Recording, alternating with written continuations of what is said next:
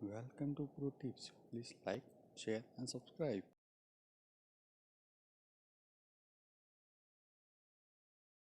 आप ट्रेड ले सकते हैं।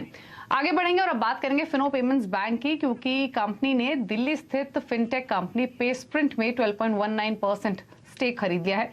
क्या है सौदे की डिटेल्स, ये बताने के लिए हमारे साथ फिनो पेमेंट्स बैंक के सीओओ आशीष आहूजा मौजूद है। Mister Ahuja, welcome to CNBC Awaaz. तो ये डिटेल्स तो हमारे पास हैं कि 12.19% स्टेक आप ले रहे हैं इस कंपनी में, जो कि एपीआईज यानी एप्लीकेशन प्रोग्रामिंग इंटरफेसेस प्रोवाइड करती है, फिर चाहे वो बैंकिंग हो, पेमेंट्स हो, ट्रैवल, लैंडिंग, इंश्योरेंस या फिर इन्वेस्टमेंट ही क्यों ना हो। लेकिन थोड़ी और डिटेल्स जानना चाहेंगे। पहली चीज तो ये कि कितने में ये डील हुई है, कब तक कंप्लीट होगी, और दूसरा ये आपकी कंपनी के लिए क्या सिनर्जीज आपने देखी कि ये आपने स्टेक लिया। सबसे पहले Deepali ji, thank you so much. I would like to thank CNBC Awaaz हमको अपने शो पे बुलाने के लिए। डील का स्ट्रक्चर जैसे आपने बिल्कुल ठीक बोला है कि फिनो पेमेंट्स बैंक एक ऑल कैश डील के अंदर एक इक्विटी स्टेक ले रही है 12.9% की पेस्प्रिंट के अंदर, और इसका this is the deal quantum. और इसके बाद हम इसको मोटा मोटा आई थिंक नेक्स्ट 1 मंथ के अंदर जो एग्रीमेंट और बाकी जो प्रोसेस है महीने 1.5 महीने के अंदर इसको क्लोज कर देंगे। So that is as far as the deal contours हैं इसके।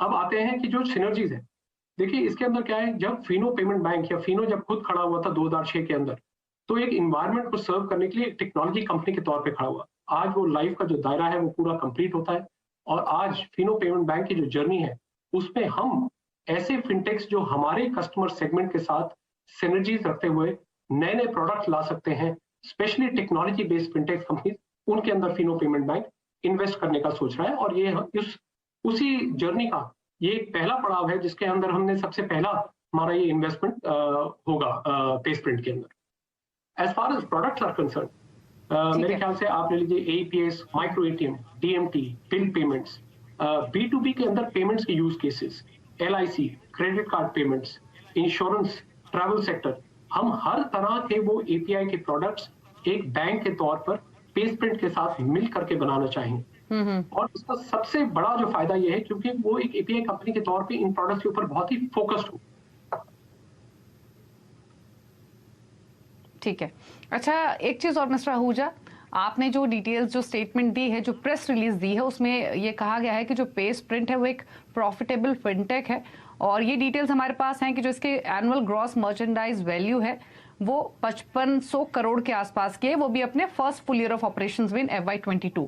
मैं ये जानना चाहती हूँ पेस्प्रिंट में, क्योंकि अब आप स्टेक आप लिया है, तो कितने कस्टमर्स हैं इसके, कस्टमर्स में जो प्रोमिनेंट कैटेगरीज है वो कौन कौन से शामिल हैं? तो आज की डेट पे जो पेस्प्रिंट कर रहा है वो 2 या 3 प्रोडक्ट्स के ऊपर ज्यादा फोकस कर रहा है, जैसे कि एईपीएस और डोमेस्टिक मनी ट्रांसफर्स।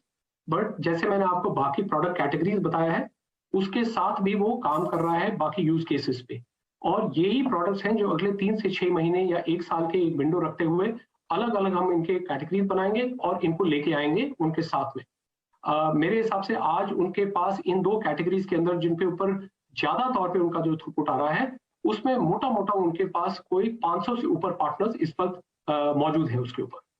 और इस पूरे उसके अंदर जो बैंक होगा वो उनके साथ एक प्रेफर्ड तौर पे काम करेगा, एक प्रेफर्ड बैंकिंग पार्टनर के तौर पे काम करेगा, जिससे दोनों कंपनियों को बैंक को उस चीज से फायदा होगा, ताकि जो टेक्नोलॉजी में जब आपको कोई प्रोडक्ट लेके आने, अगर एक फोकस होता है और आपको एक लीप फ्रॉग करना है, ऊपर एक छलांग लगानी है, तो इट इज ऑलवेज बेटर कि आप उस कंपनी के साथ काम करें जो आपके सेगमेंट पे और आपके सोच के साथ सिनर्जाइज्ड हो।